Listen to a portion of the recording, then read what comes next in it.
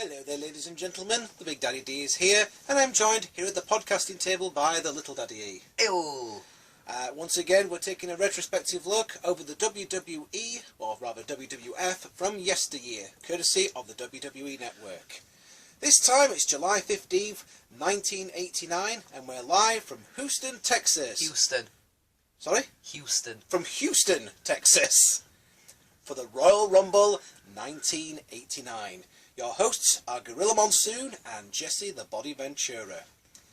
After the intro, which has Vince McMahon announcing who is in the Rumble, which he must have done live because it took him about 10 seconds to recognise Outlaw Ron Bass, we come to our first match, which is a 2 out of 3 fall 6-man tag team match. It's Dino Bravo and the fabulous Rougeau brothers, with Jimmy Hart and Frenchie Martin, versus everyone's favourite plank-waving twat, Hacksaw Jim Duggan and the Hart Foundation. Indeed.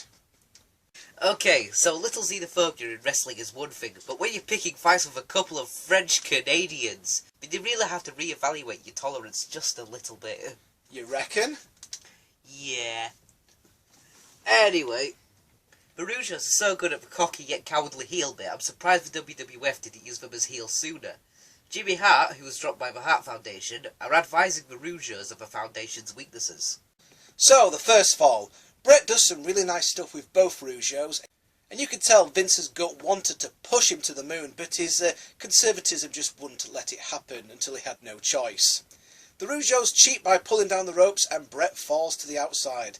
That sets up Le Bon de Rougeau at the 5-minute 25-second mark. So, on the second fall, Bret is forced to start because he was the loser of the first fall, which seems a little bit unfair, so he plays face in peril for most of the second fall. The crowd chant, USA, USA, and Jesse the Body Ventura says he doesn't understand it because the hitman comes from Calgary, Alberta, Canada. Owned! Well, at least it's not as bad as that time that the fans started chanting USA, USA in the match between La Resistance versus Benoit and Tajiri in 2004. Wait, what? Anyway, the Rougeaus work in the twin magic, which doesn't really make sense because one of them has got a huge killer moustache, is about 3 or 4 inches taller. Bret squirms towards the tag, fighting a Boston Crab all the way, but it's a false tag as the referee's distracted by Raymond Rougeau. He up the tash. Ah, the simplicity of the tag team formula. Finally, Jacques tries a monkey flip, but Bret blocks this and counters to an atomic drop. Hot tag to Duggan! Yep, hot tag to Duggan. Duggan takes on all 3 men and slingshots for Hearts on top of Raymond. A Duggan elbow drop finishes Raymond at the 13-minute mark. So, during the slingshot, it did actually look as if Bret landed on his head just a little bit, because he was certainly favouring it for most of the match afterwards. I don't know if that was Bret's fault or Hacksaw's fault, to be honest. So, we come to the third fall, and Raymond is reeling, but Duggan takes time out from trying to fix whatever happened to his brain, and attacks the guys on the apron. Clever. They all swarm him and take over an offence again. That goes well until Bravo proves himself to be an even bigger gormless twat by atomic dropping Duggan right back into his corner so that Bret can get the tag. Genius! Bret dominates Bravo and gives Raymond an atomic drop. Raymond pushes Bret off the second rope, triggering a big 6-man brawl. The referee gets so confused that he doesn't see Duggan nailing Bravo with the 2x4. Bret scurries over and gets the pin at the 16-minute 55-second mark. This one was a lot of fun. Duggan and Bravo were kept out of it for the most part, thankfully, leaving Bret and the Rougeaus to carry the majority of the match. Afterwards, Ventura rants on about the babyfaces cheating to win in his usual way, and this was also a great example of how good the chemistry was between the commentary team of Monsoon and Ventura. After this, we go backstage, and Ted DiBiase doesn't like the number that he picked out of the tombola thing. Yeah, for picking the Royal Rumble numbers out of the golden tombola. And I know how he feels, because sometimes I've often picked a number out of a tombola and not liked what I've seen either. So he calls Slick over to make a deal. Yeah, because that counts somehow. So, later, the other participants draw, so the Bushwhackers swap numbers, which should be at least as illegal as what DiBiase is trying to do.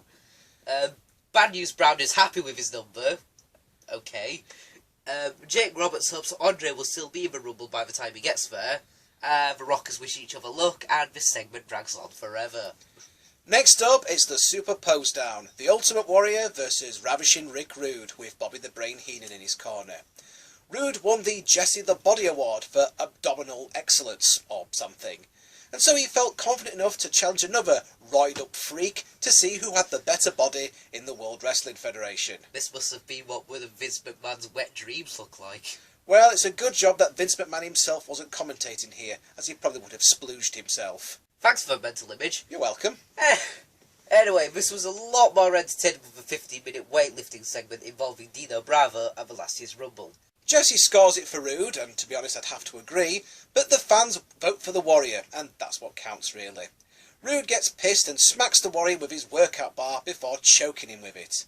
The best part of the whole contest was Heenan sucking up to the humanoids, which he never does, in order to get their votes. And, oiling Rude up in between poses. Yeah. Professional wrestling, folks, it's not gay at all. This will be really annoying to have in a pay-per-view now, as you're actually paying money to see this. It'd more likely be a segment on Raw these days. Next up for the WWF Women's title, it's Rockin' Robin versus Judy Martin. Before the match, Sensational Sherry challenges the winner to a title match. This particular incarnation of the WWF Women's title was practically useless at this point, and outside of the match against Sherry, which went on an episode of Primetime, it was never seen again, until Vince shook the mothballs out of it and brought the title back for when Alundra Blaze came to the WWF. To be honest, most women wrestlers were in Japan at this point anyway. Yeah, this is about what you'd see on Raw today, only with women who are nowhere nearly as attractive. Yes, and not to mention that Rockin' Robin has got one of the worst entrance themes ever. Let me play some for you.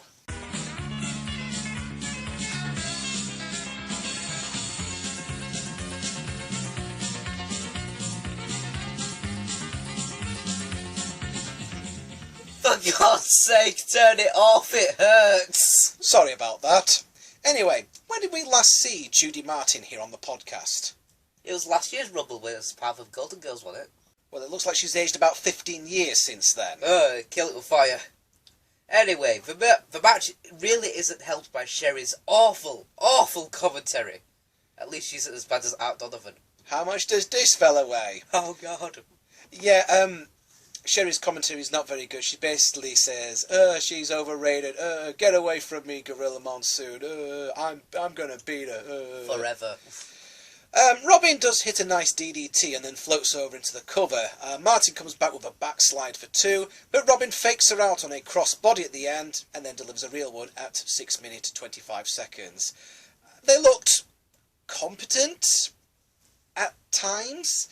Yeah, there's quite a few botches here, folks. Backstage again, and we get a number of interview and promo segments coming up next, probably looking to fill up some time.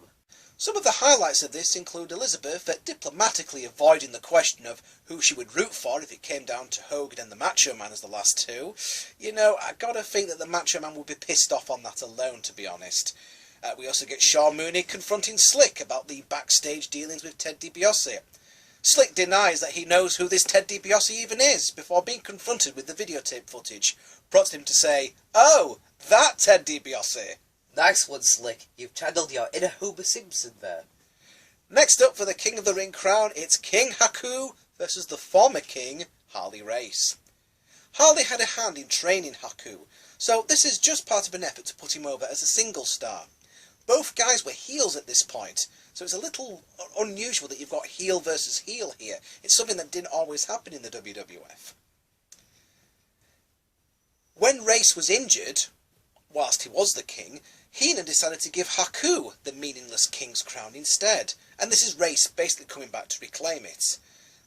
And Bobby Heenan's going to manage whoever wins this match anyway, so he sort of switches between who he's rooting for during the match.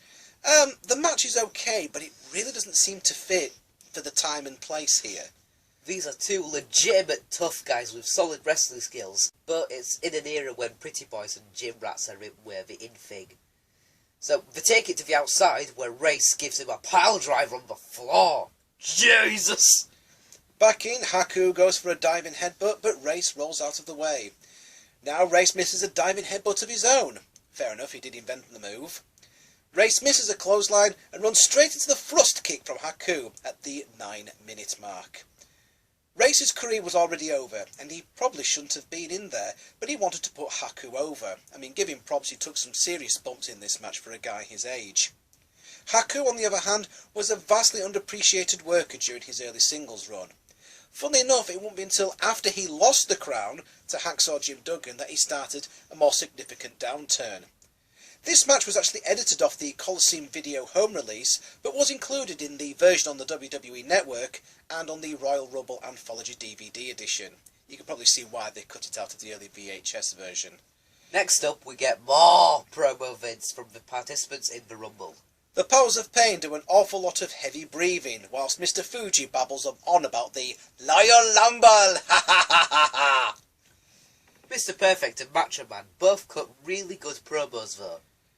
Oh, and during an interview with the Heenan family, the Brainbusters are clearly seen plotting between themselves to get shut of Andre the Rumble, which is good, except that he stood right next to them.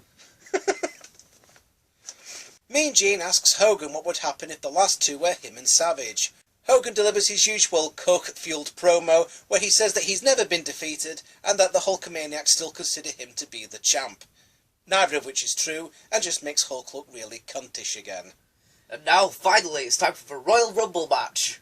Demolition's Axe draws number 1, and Demolition's Smash draws number 2, leading to one of the most famous moments in Rumble history. This was the first real sign of what they could do with this type of match. Axe and Smash beat the shit out of each other for a bit, and Smash nearly gets tossed. Also, Axe seems to have glitter in his hair for some reason. Maybe he's a vampire. A really shit vampire. Andre the Giant is number 3, presumably because he's the only person in the world that could realistically stand up against Demolition and live to tell the tale. Mr. Perfect, Kurt Hennig, is number 4, still in his AWA gear and looking an awful lot like Dolph Ziggler. Yes, I noticed that as well. Yeah. Andre tosses Smash, forcing Hennig and Axe to work together. Axe turns on Mr. Perfect and corner whips him into the best corner bump you'll ever see this side of Bret Hart. No wonder Perfect would develop back problems later. Rugged Ronnie Garvin is number 5, making his jump from the NWA to the WWF. And he goes right after Kurt Hennig. Greg Valentine is number 6 and joins everyone in ganging up on Andre, but Andre fights them all off. Jake Roberts is number 7 and he goes right after Andre because we're feuding. Jake can't even get a move in though because Andre catches him on the way in and chokes him down. A bald-headed outlaw Ron Bass is number 8, so I guess that Beefcake must have gotten his revenge on him in between pay-per-views. Andre tosses Jake out with ease and goes after Valentine. Hennig tries to help Valentine out, but gets sandwiched in the corner by Andre. That's a sandwich you don't want to be the filling of. Shawn Michaels is number 9, getting the pop from the female majority of the crowd. You were surprised at seeing Shawn Michaels in this and how young he was. I know. Anyway, Hennig sends Axe out via backdrop. Shawn and Kurt take turns teasing eliminations, which is commonplace now, but had people at the edges of their seats then. Bushwhacker Butch is number 10.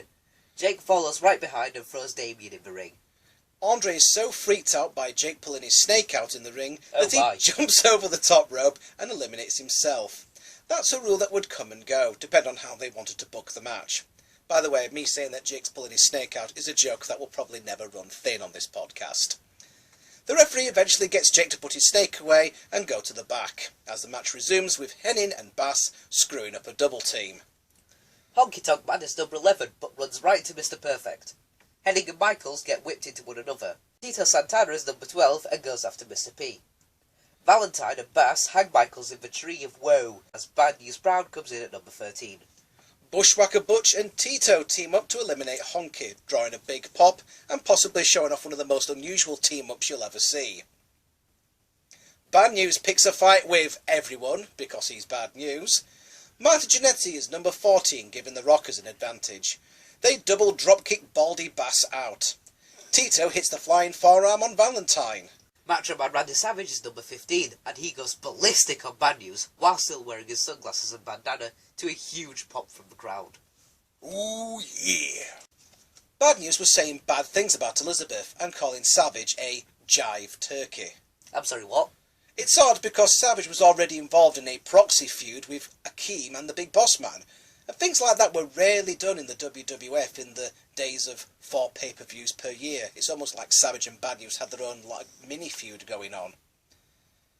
Arn Anderson is number 16. Valentine is eliminated by Savage. Sean and Arn go at it to continue the awesome Rockers / Brainbusters feud. Macho actually attacks Sean from behind and helps Arn toss him out, drawing the ire of the teenage set. Savage looks mighty comfortable knocking about with those heel wrestlers, doesn't he? Tully Blanchard is number 17, and isn't it suspicious that the Brainbusters drew consecutive numbers?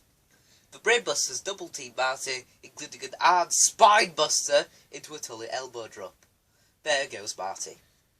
Hulk Hogan is number 18. I wonder how many he's going to chuck out. He eliminates Perfect before getting jumped by the Brainbusters and Bad News. Savage suspiciously doesn't come to his aid right away. Funny that Savage is actually wearing his orange and yellow attire rather than his Mega Powers colours.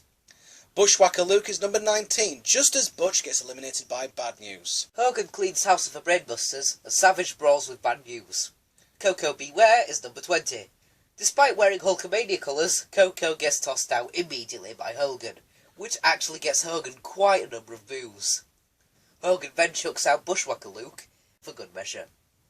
The Warlord is number 21 and takes so long getting down there that Hogan is able to eliminate both Brainbusters and get a running start before clotheslining the Warlord out. Warlord gets the honour of having the shortest in-ring time ever for a Royal Rumble, until Santino actually beats that record a whopping 20 years later. Savage and Bad News are fighting in the ropes, so Hogan tosses them both over. What a cunt. Yup. Savage blames Hogan for tossing him over and gets in his face about it. This is a big spot of the night. Elizabeth runs down and tries to smooth things over, calming Savage down long enough for the Mega Powers to shake hands and make up. For now, at least. The Big Boss Man is number 22. Savage offers to stay and throw down with Hulk, but Hogan's like, nah, it's just the Boss Man, and I'm sure whoever comes out after him will help me out if I need it. Guess who number 23 is? Yep. Akeem is number 23, again confirming that wrestling isn't a work. Yeah, sure, as this is the third time that both members of a tag team have drawn consecutive numbers. Funny that. Bossman had actually been holding his own, even giving Hogan a pile driver. Jesus. Akeem and the Bossman team up to throw Hogan out, pissing off the crowd. Hey, you know what? Fuck him. If Hogan had helped Savage out instead of helping to toss him out, then he would have had some help in there. Hogan's buddy, Brutus Beefcake, is number 24, and Hogan gives him a big lift by yanking down the ropes and eliminating the Boss Man, which technically shouldn't count, really. Brutus holds his own until Red Rooster comes in at number 25. Rooster and Beefcake team up against Akeem. Barbarian is number 26, and he just tosses Beef and Rooster aside and goes after Akeem himself. Big John Studd gets the money position at number 27, having just severed ties with Bobby Heenan since his return. Like Barbarian, he shoves everyone else aside and goes after Akeem himself, even basically telling Beefcake to fuck off and pushes him away when he comes over to help. Yeah, literally. Hercules is number 28. Rooster tries to lend a helping hand to Studd, but Studd basically tells him to fuck off as well and pushes him away. Rick Martel is number 29, making his return from injury. He goes after Akeem, but Studd again shoves him away because the two big guys want to go at each other, like a Godzilla movie. Or two grizzly bears fucking. What? What? You're a bad person! Thank you. Ted DiBiase is number 30, having traded up. Or down, or whatever. Rooster hits DiBiase with the 5-arm in a nod to their UWF days, but DiBiase goes fuck off and sends him over the top rope anyway. DiBiase then goes after his slave, Hercules. Yep. His male slave. Professional wrestling, folks. It's not gay at all. Why do you ask? Herc dominates him. Oh my. So DiBiase begs off. Brutus then slaps on a sleeper to Hercules. A guy in fishnets and a Greek god engaging in asphyxiation? Yep, definitely not gay at all. DiBiase sneaks up and dumps them both out. Martel dropkicks Barbarian out. That leaves Martel, Studd, DiBiase and Akeem as your final four. Martel tries a crossbody on Akeem. Akeem catches him and dumps him out the ring. That leaves Studd in there against Akeem and DiBiase. At first, DiBiase is content to coach Akeem on what to do, but he gets too close and Studd is able to reach out and pull him in the way of an avalanche. Studd knocks Akeem out, leaving Studd alone against DiBiase. DiBiase tries to buy him off, but Stud's having none of that shit and completely destroys him, eliminating DiBiase to win the Royal Rumble at the 1 hour, 4 minute, 53 second mark. Oh god. Stud then throws Virgil over the top rope as well, for good measure, just in case there's any doubt. As Monsoon says, there goes the 31st man. Stud celebrates a moment that would live with him forever. Probably not the best climax to a Rumble match, and the winner was rather questionable. Yes, I understand that Stud has come back to the WWF after being retired for 2 years, but did we really need this? Bear in mind, this was back in the day before the winner of the Royal Rumble went to WrestleMania to get a title shot against the champ. That didn't happen until 1993, which is just as well, really, because can you imagine Big John Studd in the main event at WrestleMania? But judging it as a whole, this was a lot of fun, and to be honest, it's no wonder that they kept the 30-man formula after this. After the match, Macho Man Randy Savage, the WWF champion, was with Elizabeth, and he told Mean Gene that he was eliminated because he was a victim of circumstances and a man in his position could not afford to look that way. Savage says the champion he was would definitely shake Hogan's hand. Savage says the Mega Powers will go on and on and on forever and ever and ever. Foreshadowing. Savage then hilariously gets in the face of Mean Gene and poses while saying that he should have won the Rumble. Obviously the Mega Powers would soon explode, not tonight, although it would certainly help to develop that storyline. Macho Man closes off by showing that everything is A-OK between him and Hogan. Jesse is rightly sceptical, as we all are, to be honest. So, what was the best match of the night for you? It would probably just have to be the Royal Rumble, to be honest. I mean, everything else, yeah, was good. Like the whole sort of King of the Ring reclaiming match. You liked that, did you? Yeah, that was good. Some of it wasn't as great, like the females, like the women's match. The women's match, yes, absolutely. I've got to agree with you. I'd probably say the best match of the night was the Royal Rumble itself, although a special mention's got to go to the 6-man tag team match.